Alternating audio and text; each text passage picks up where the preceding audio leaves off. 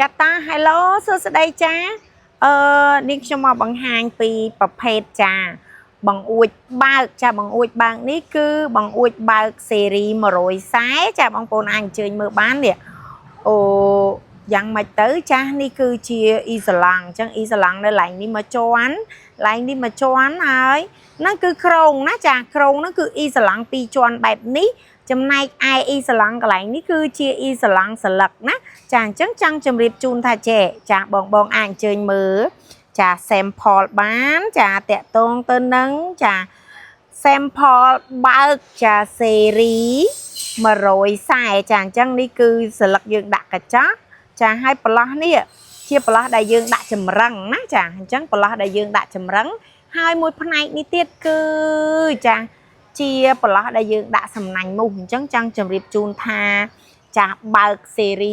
140នេះបងប្អូនអើយអស់ទាស់ហ្មងចា